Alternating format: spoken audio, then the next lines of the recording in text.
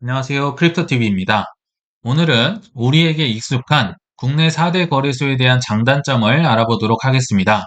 참고로 저희 채널은 구독자님들께 도움되지 않는 그 어떤 거래소나 레퍼럴 이벤트 등과도 제휴를 맺지 않고 있으며 오직 정보 전달을 위한 영상임을 밝히며 시작하겠습니다.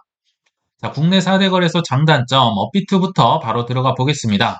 업비트를 잘 나타내주는 차트 한 장을 가져와 봤는데요. 자, 4월 22일자 거래량을 기준으로 5대 거래소 중에서 업비트가 무려 82%의 점유율을 독차지하고 있고 2위가 빗썸 15%를 차지하고 있었습니다.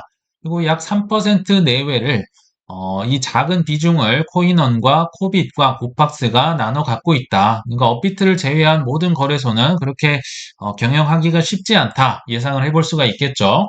자, 업비트의 기본 사항부터 알아볼 텐데요. 그러나 업비트가 4대 거래소 중에서는 출범일이 가장 늦었습니다. 17년도 10월에 그러니까 불장 직전에 런칭을 해서 이제 뭐 빗썸이 독차지하고 있던 시장을 뺏어왔다. 이렇게 보시면 되겠죠. 자, 제휴은행은 K뱅크를 쓰고 있고 수수료는 0.05%로 4대 거래소 중에 가장 싸다. 물론 BTC 마켓이나 USDT 마켓은 0.25%로 다소 비싸게 운영이 되고 있습니다. 그리고 주 고객층은 20, 30대. 그러니까 20, 30대가 이제 코인을 접하면서 처음 찾게 되는 거래소가 업비트다. 이렇게 보셔도 무방할 것 같아요. 그리고 특징은 지금은 많이 죽긴 했지만 NFT 마켓이 운영되고 있어요. 여기에서 뭐 이더리움이다 이런 걸로 NFT를 살 수가 있고 또 두나무라는 뭐 굴지의 IT 회사죠. 카카오가 지분을 가지고 운영을 하고 있어서 두나무가 좀 안정적으로 업비트를 운영하고 있다고 보시면 되겠습니다. 장점은 아까 보셨지만 압도적인 거래량이다. 뭐 장기 투자를 하든 단타를 하든 유동성이 뒷받침돼야 좀 마음이 놓이겠잖아요. 요게 이제 가장 큰 업비트의 장점이고 두 번째 장점은 이제 스테이킹 서비스를 5개 운영을 하고 있는데요. 이더리움, 폴리곤, 에이다, 솔라나, 그리고 코스모스 이렇게 5개만 이제 운영을 하지만 4월 말 기준으로 이 금액 스테이킹 된 게 3조 원을 넘어섰다고 합니다. 엄청난 뭐 성공이 아닐 수가 없고요. 또 이 서비스가 장점이자 저의 투자의 핵심 전략이다. 뭐 불장을 맞이할 핵심 전략이라고 보시면 될 것 같은데 이 뒷페이지에서 제 포션 비중을 한번 말씀을 드릴게요. 그리고 또 다른 장점으로는 상장빔이 정말 엄청나게 압도적이다. 뭐 코인베이스, 바이낸스를 능가할 정도로 여기에 상장이 되면 이제 폭발적인 상승을 보여줬었죠. 반대로 얘기하면 빗썸이나 코인원은 너무나도 많은 코인을 상장했기 때문에 이제는 상장 빔이 그렇게 큰 의미가 없어져 버리기도 했었습니다. 그리고 BTC 마켓을 업비트가 운영을 하고 있는데 여기에만 있는 종목 중에서 간혹 원화 상장이 되기도 하죠. 이 BTC 마켓 활성화 차원에서도 이런 행운을 간혹 누릴 수도 있더라. 여기 있는 종목을 사고 계시면요. 이것도 뭐 장점인 것 같습니다. 이제 반대로 단점은 그러니까 이 상장빔이 압도적 요게 이제 장점이다 단점이 될 수도 있는데요.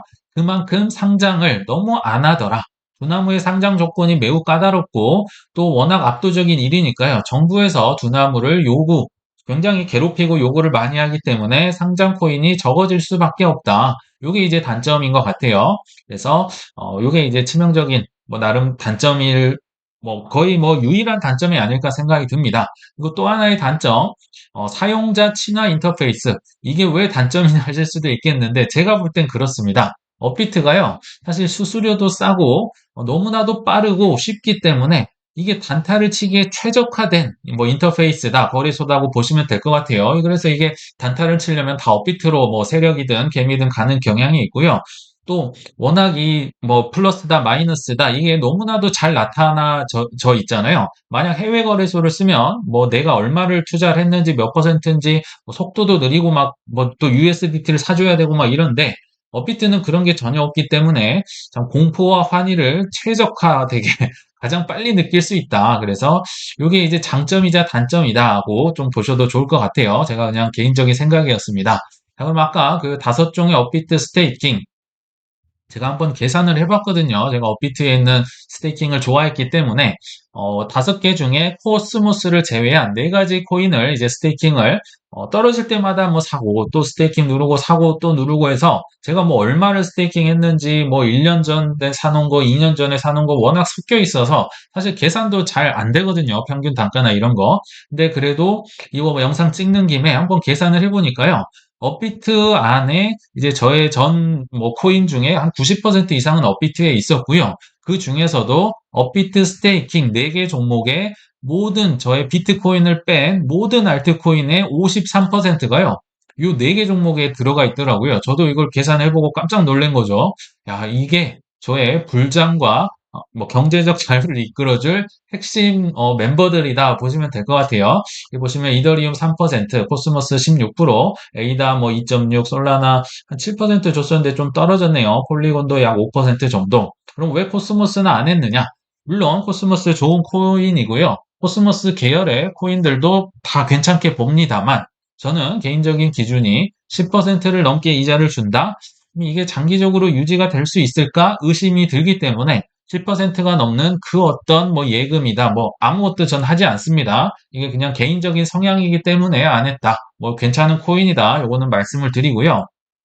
그래서 이게 저의 이제 핵심 불장 전략이기 때문에 비트코인이 뭐 1년 내외로 해서 결국은 2억 근처까지 갈 거라고 보면 비트코인 2억 근처 가면 요 친구들을 이제 언스테이킹을 눌러서 한번 까보자.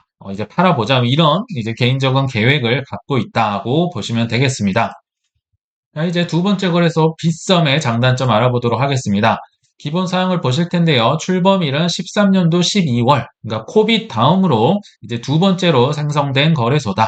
그리고 현재 농협은행을 제휴은행으로 쓰고 있으며 수수료가 다소 비쌉니다. 0.25%나 되는데요. 그러나 매월 이제 수수료 쿠폰을 지금 이벤트로서 계속 연장할 수 있게 해주더라고요. 그래서 이 연장 버튼을 누르면 0.04%, 업비트보다 0.01% 일부러 의도를 해서 뭐 낮췄다 보시면 되는데, 개인적으로는 수수료 쿠폰 뭐 쓰고 이런 거 귀찮기도 하고 그렇게 뭐 선호를 하진 않습니다. 예를 들어서 요 매월 쿠폰 연장하는 걸 까먹고 이제 뭐 사고 팔고 했다. 그러면 0.25% 적용되는 거 참고를 해주시고, 빗썸의 주 고객층은 다양한 연령층을 갖고 있으며 특징이 이벤트가 정말 많습니다. 거의 뭐 이벤트 뭐 최고의 거래소다 보시면 되고요. 물론 두나무도 뭐 IPO 관심 있겠지만 빗썸이 기업 공개엔 가장 적극적이고 준비를 적극적으로 하고 있다. 이렇게 보시면 될 것 같아요. 자, 장점은 두 개 정도 제가 꼽아 봤는데요. 일단 시세를 조회할 때 인증을 안 해도 된다. 업비트랑 코인원 들어가실 때 보시면 아시겠지만 비밀번호 6자리인가 눌러야 되잖아요. 이거 은근히 귀찮으실 텐데 빗썸은 그런 게 없습니다. 제가 코빗은 뭐 최근에 로그인을 안 해봐서 전혀 모르겠는데, 자, 빗썸은 시세 조회할 때, 뭐, 비번 안 눌러도 된다. 그래서 시세 확인용으로 사실 좀 쓰고 있고요. 그래서 관심 종목에, 내가 보고 싶은 시세를 이렇게 종목을 넣어두면 빨리빨리 확인을 할 수가 있겠죠. 그리고 두 번째 장점은 이벤트가 정말 많아서 제가 이벤트를 그렇게 좋아하진 않는데요. 어떤 한 소소한 이벤트 중에 하나가 요거를 하면 뭐 포인트를 주는데 이거를 이더리움으로 바꿔 먹을 수가 있다. 이게 굉장히 저한테는 그래도 소소한 재미를 주는 것 같습니다. 뭐 이런 걸 하느냐 이렇게 하실 분도 있겠지만 한번 잠깐 소개를 해보면요. 자, 세 가지 이벤트를 하고 있는데요. 자, 매일매일 출석 체크를 합니다. 거래소의 핵심은요. 매일매일 찾아와서 들어오게 해야 된다. 이게 핵심이거든요. 근데 출석 체크를 하면 뭐 10원씩 계속 주는 거죠. 그러다가 가끔 운 좋으면 100원씩도 줍니다. 그리고 두 번째 이벤트는 매일처럼 룰렛을 한 번씩 돌리게 해주는데 여기에 이제 10원, 15원, 정말 운 좋으면 20원을 줍니다. 그래서 여기에 10원, 여기에 10원, 한 20원씩 받는 거죠. 그리고 또 하나의 이벤트 중에 하나가 오늘 시세가 뭐 오르냐 떨어지냐 여기에 이제 둘 중에 하나를 찍어서 50% 확률이잖아요. 그래서 오늘의 종가를 맞추면 100원을 줍니다. 빗썸은 특이하게 종가가 밤 12시에 이제 마감이 되고 시작을 하잖아요. 그래서 요걸 맞추면 100원씩 주더라. 그러면 뭐 하루에 잘하면 뭐 100, 한 2, 30원, 많으면 200원까지 받을 수 있겠죠. 저도 시세 확인하는 김에 뭐 심심해서 이렇게 좀 눌러봤더니 한 3천, 한 700원? 한 며칠 해봤더니 3천 얼마를 받았더라고요. 그래서 이걸 어디에 쓰는 거 한번 알아봤더니 여기 뭐 포인트 샵이라고 해서 이 이더리움을 내가 갖고 있는 포인트로 그때 시가로 해서 이제 교환 신청을 할 수가 있습니다. 그러면 마치 이더리움을 분할 매수하는 그런 느낌을 뭐 적게나마 가졌습니다. 그래서 한 4천 원 정도 저는 이제 이더리움을 빗썸에서 들고 있는데, 야, 이런 걸 누가 하느냐 하실 수도 있겠지만 의외로 이런 시장이 있습니다. 아마 40대 이상의 여성분들은 좀 공감을 하실 텐데요. 실제로 카카오에서도, 카카오톡에서도 네이버페이 클립 적립 이벤트라고 해서 뭐 광고 보면 뭐 3원, 5원 뭐 이런 거 주는 거 있잖아요. 운이 좋으면 막 15원도 줍니다. 10원도 주고 이런 거 하면 이제 여성분들 꽤 좋아하시고요. 또 저는 토스를 안 해서 잘 모르겠지만 이 토스 하는 분들이 뭐 어디 이제 막 모이거든요. 몇 시가 되면 평일에는 몇 시, 뭐 주말에는 몇 시 해가지고 이 직접 장소로 모이면요. 이게 많으면 많을수록 뭐 5원인가 10원인가 20원인가 이걸 수해서 막 포인트로 줍니다. 실제 돈이긴 한데 뭐 눈비 와도 뭐 모인다고 합니다. 요런 시장이 있다. 그래서 시세 조회하는 김에 심심하시면 요런 것도 좀 뭐 이용을 해보시면 어떨까? 뭐 그냥 이거는 좀 옷장고 한번 좀 소개를 해드려 봤고요. 자, 빗썸의 단점이 있습니다. 대신에 이제 이벤트의 왕자다 보니까 정말 많은 이벤트를 하락장에도 했었는데 18년에서 21년도에 이제 이벤트의 참여자들에게 종합소득세를 과세하겠다고 국세청에 통보를 해버렸습니다. 이게 무슨 날벼락입니까? 그래서 빗썸은 이건 사은품이다. 그리고 이들은 이제 로또와 같은 이제 경품이어서 뭐 과세를 해야 된다. 아직도 싸움은 이어지고 있는데 아무튼 빗썸은 발 빠르게 과세 이거 통지 받은 분들 우리 세금 다 지원하겠다. 뭐 이거는 빗썸이 잘한 것 같아요. 이제 싸움은 싸우는 거고 뭐 지원을 해줘야겠죠. 뭐 그럴 줄 모르고 참여를 했을 거니까요. 또 다른 단점이 잦은 주인, 특히 대주주가 너무 자주 바뀌었어요. 그리고 실제로 뭐 지금도 사법 리스크 계속 뭐 사기다 아니다 하면서 재판을 받고 있는데 뭐 무효라고 판결이 최근에 좀 났던 것 같긴 하지만 아무튼 이런 뭐 주인이 자주 바뀌는 건 그렇게 긍정적인 건 아닌 것 같고요. 또 스테이킹 서비스를 이용은 하고 있지만 다소 낮으며 또 하나의 단점이 뭐 코인원이든 업비트든 위로 뭐 1000%든 2000%든 이렇게 매도를 걸 수는 있지만요. 빗썸은 300% 이상 매도를 걸 수가 없더라고요. 이게 단타를 좀 유도하는 정책이라서 전 그렇게 마음에 들진 않는데 그래서 이 스테이킹 무려 15개나 빗썸에서 스테이킹을 해주곤 있는데 하나 안 좋은 게 뭐냐면요. 하나라도 그러니까 한 개든 두 개든 제대로 된 스테이킹을 올리는 게 훨씬 좋다. 왜냐면요. 지금 코스모스 새로 이제 뉴라고 하면서 런칭을 했는데 지금 3에서 4% 준다는 거잖아요. 근데 아까 보셨겠지만 업비트가 16.6%가 주는데 누가 여기서 코스모스를 스테이킹을 할까요? 물론 업비트의 언스테이킹, 코스모스 언스테이킹이 한 20 며칠 걸리는 걸로 알고 있어요. 그건 있지만 아무튼 뭐 이더리움 1%, 폴리곤 1%, 뭐 에이다 2%, 솔라나 뭐 2.8%, 아까 업비트 6.6%인가 줬었잖아요. 그러니까 폴카닷은 업비트에 없기 때문에 이 정도면 경쟁력이 있지만 그 외의 것들은 업비트에서 하지 이런 거를 하지는 않는다. 그래서 이 개수를 줄이더라도 좀 제대로 된 고수익의 스테이킹 필요하면 돈을 써야겠죠. 뭐 POS로 해서 그 검증을 하고 노드를 돌릴 때 그것만 주는 게 아니라요. 뭐 지원금을 주든지 하면서 개수는 낮추고 업비트를 이기기 위해선 그런 전략이 필요하다는 생각도 들었습니다. 자, 이제 3대 거래소 코인원 바로 넘어가시겠습니다. 기본 사항은 14년 8월에 출범이 됐으며 카카오뱅크를 제2은행으로 쓰고 있습니다. 수수료는 0.2%로 다소 높은 편이며 주 고객층이 30에서 50대다. 그리고 이더리움을 국내 최초로 상장한 걸로 유명하며 역시 스테이킹 서비스를 이용을 하고 있습니다. 장점이 하나 있는데요. 장점이자 단점일 수도 있을 것 같습니다. 업비트와 빗썸에 없는 코인을 엄청나게 상장을 많이 합니다. 정말 많은 코인이 코인원과 빗썸에서는 이제 상장이 되고 있거든요. 그래서 업비트의 빗과 빗썸이 없으면 사실 해외 거래소에서만 살 수는 있겠지만 여기는 워낙 많은 코인을 상장하기 때문에 제가 다 가져오진 못했지만 뭐 인터넷 컴퓨터 프로토콜, 뉴트론, 룬, 그리고 빔, 로닌, 뭐 게임 코인이죠. 센트리퓨지, 뭐 ENA 요거는 이제 그 에테나라고 해서 그 아더에이즈가 좋아하는 뭐 이런 코인들이 사실 업비트 빗썸 제가 알기로 없는 걸로 알고 있거든요. 근데 여기에는 있어서 해외 거래소 안 사고 그냥 여기에서 사도 될 것 같다. 뭐 저는 실제로 이렇게 이용을 하고 있어요. 뭐 멘틀이다, 온도다, 픽셀이다, 뭐 마비아다, 뭐 여러 코인들이 이제 여기에 먼저 상장이 되고 나중에 뭐 빗썸이나 업비트에 또 상장이 됐더라고요.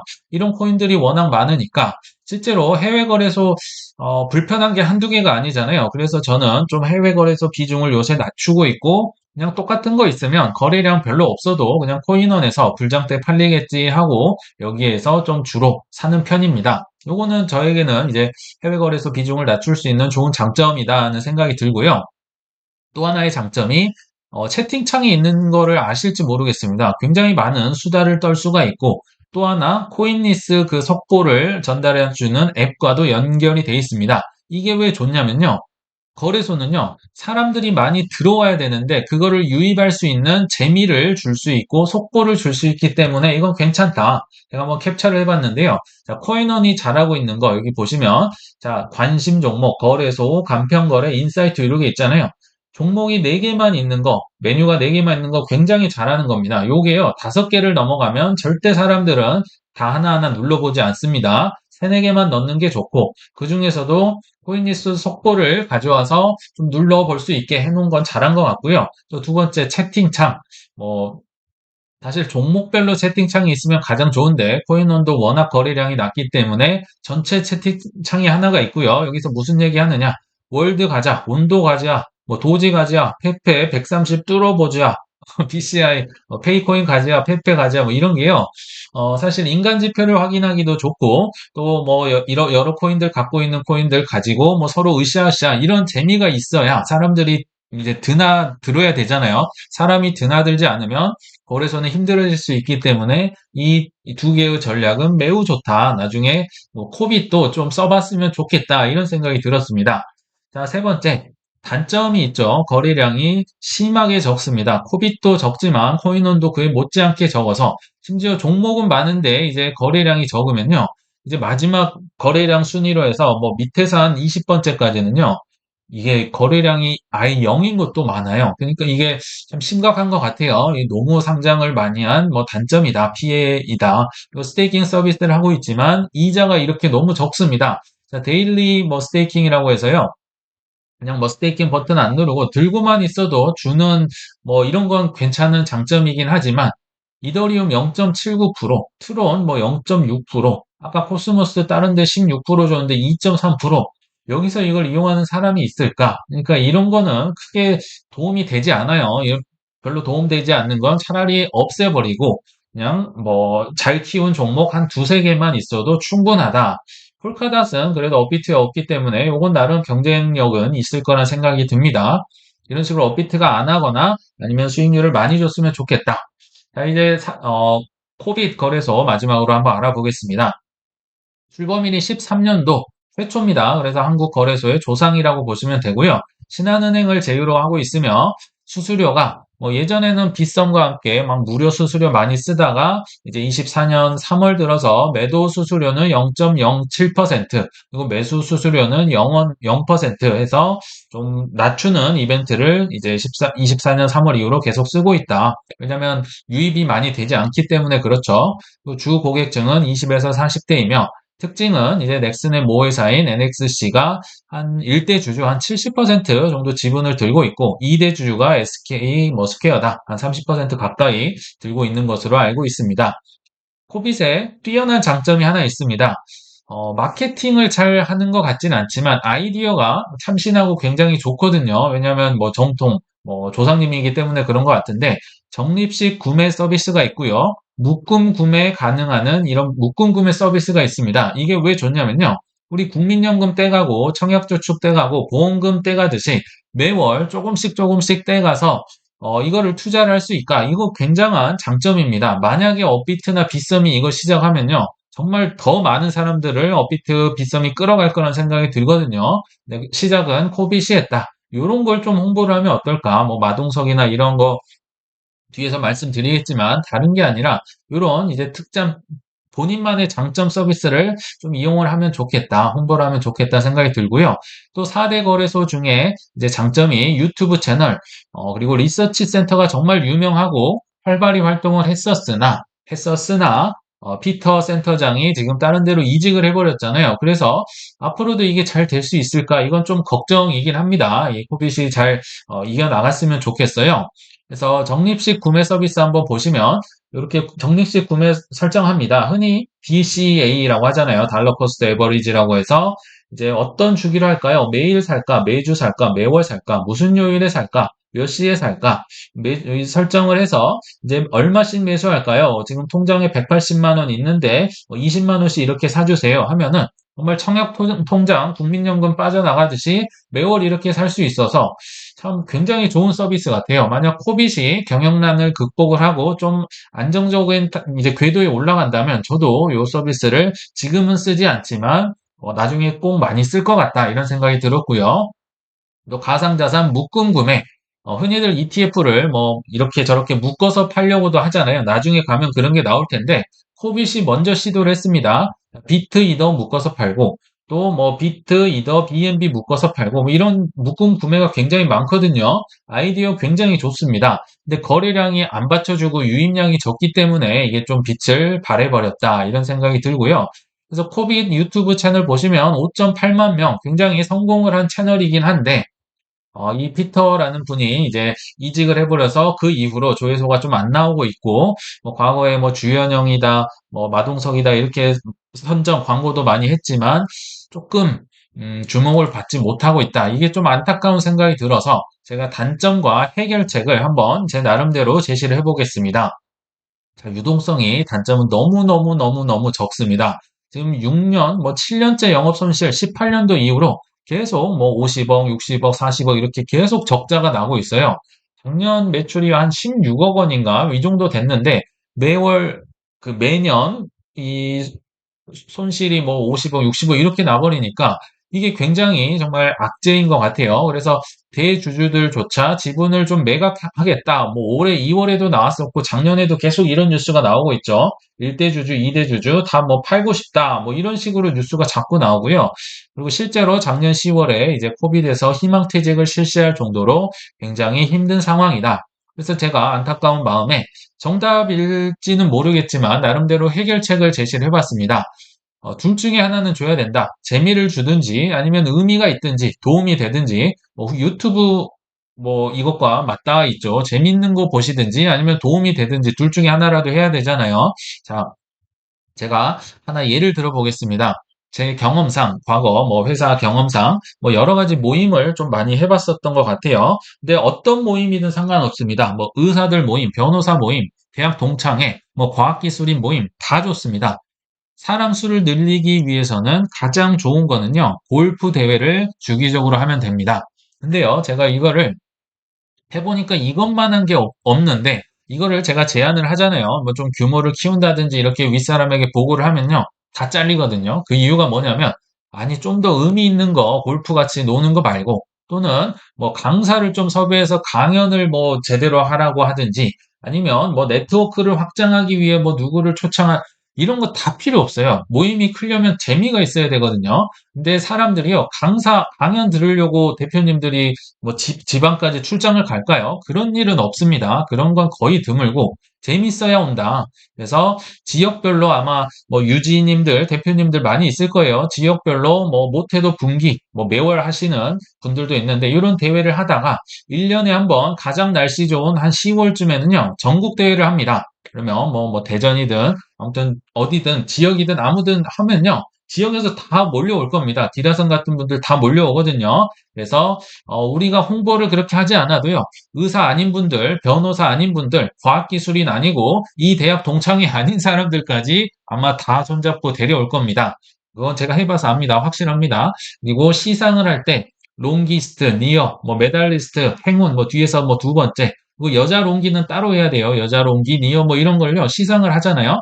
지역별로 막 으쌰으쌰 하고 난리가 나고요. 뭐 전세버스 해가지고 정말 있는 사람 없는 사람 다 데려온다. 뭐 당연히 숫자도 늘어나고 회비도 늘어나는 겁니다. 그리고 뭐 조편성은 좀 신경을 써줘야겠죠. 뭐 이런저런 사람 뭐 윗사람들 위로 좀 올려주고 이런 거 하면요. 모임 크거든요. 근데 사람들은 이걸 안 하더라. 왜냐면 노는 것처럼 보이기 때문에 그렇습니다. 근데 핵심은 재밌어야 되는 거죠. 자, 좀 말이 길어졌는데 코빗으로 가보겠습니다. 코인러들을 위해 어떻게 하면 이 회사가 클 수 있을까? 아까 코인원이 잘하는 겁니다. 채팅창 마련을 해서요. 사람들이 막 선동도 하고 뭐 이거 가즈아도 하고 재미를 줘야 되고요. 코인리스 연동을 시켜서 뭐 속보를 이렇게 오게 한다든지 뭔가 유인책이 필요합니다. 또는 아까 뭐 중간중간 얘기했지만 스테이킹 이자를 그냥 많이도 필요 없어요. 뭐 하나에서 두 개 정도 그냥 업비트보다 훨씬 많이 주는 뭐 그 노드 그게 부족하면요. 스테이킹 검증하는 게 부족하면 그냥 지원금 마케팅할 돈으로요. 고이자를 지원을 해준다. 그리고 이걸 홍보를 하면 됩니다. 그러면 예를 들어 뭐 이더리움 5% 준다? 저는 여기로 갈 것 같은데요. 요거 뭐 한두 개만 키워도 좋다. 그리고 뭐 요새 AI가 유행이고 코인리스에서도 무슨 뭐 챗GPT 비슷한 게 뭐 답변을 해주더라고요. 이런 식으로 본인들만의 코인 챗GPT 개발해서 뭐 물어볼 수 있다. 뭐 묻고 답하는 서비스 개발하면 이것 때문에라도 들어올 것이다. 그리고 뭐 나중에는 뭐 세금 이제 우리 내야 되잖아요. 그러나 어떤 뭐 어디에서 쓰시든지 간에 예를 들어서 코빗에서 나한테 입금을 해주세요. 그러면 내가 자동 계산해 줄게. 뭐 입금, 출금 다 계산해서 딱 이거 누르면 뭐 세금이 얼마다 나온다. 이런 서비스 하나 만들면요. 코빗으로 넘어갈 가능성 높다. 아이디어는 무궁무진하거든요. 그리고 참고로 메뉴 그렇게 많이 만들지 말고요. 핵심으로 한 세네 개만 남기고 다 없애버려야 됩니다. 아무도 이거 안 보거든요. 근데 계속 뭐 회사에서 뭐 새로운 거 내나 하면서 하지만 실제로는 아무도 안 보더라. 여기 사실 마동석이 이런 그 광고를 많이 찍었거든요. 뭐 메이커 거래 시 수수료 없이 무료다. 이 수수료 때문에 거래소를 선택은 하진 않습니다. 특히 신입들은요. 고인물들 뭐 단타 하시는 분들은 그러겠지만 게다가 메이커 수수료 무료? 메이커가 뭔데? 신입분들 아무도 모릅니다. 이 타겟을 잘못 잡았다. 사실 뭐 고이자를 주는 스테이킹이라든지 아까 DCA 할 수 있는 이런 걸 하나 잡아서 좀 마케팅을 하면 어떨까? 이제 좀 높아심에 컵이 잘 됐으면 하는 마음에 좀 이런 해결책을 나름대로 가져와 봤습니다. 자, 결론에 왔습니다. 좋은 투자는 힘 빼는 것, 포기해서 시작되는 게 아닐까. 조금 결론은 뜬금없긴 하지만 칙필레라는 햄버거 기업 소개드리면서 마무리하겠습니다. 자, 미국 3대 버거 중에 하나로 소문이 났지만 아직도 한국에 들어오지 않는 이유를 하나만 꼽자면 일요일은 쉬어야 한다는 조건 때문에 매출 감소가 우려돼서 한국에서 수입할 기업이 나타나질 않는다 합니다. 또한 창업자의 또 하나의 고집이 있다면 주식시장에 상장하지 않기라고 하는데요. 이게 뭐 옳고 그름을 떠나서 이걸 보고 제가 깨달은 거 하나가 있다면요. 그거는 우리 투자가 시작에서부터 잘못됐을 수도 있겠다 생각이 들었습니다. 투자는 미래를 위해 현재의 구매력을 일부 포기하는 행위라고 하는데요. 우리는 대부분 뭔가를 포기하기는커녕 준비되지 않은 뭔가 급한 돈으로 급한 빠른 승부를 보려고 하진 않았을까? 내 투자에 대해 한번 잠깐 생각해보는 시간 가져보시길 바라면서 이만 물러가겠습니다. 시청 감사합니다.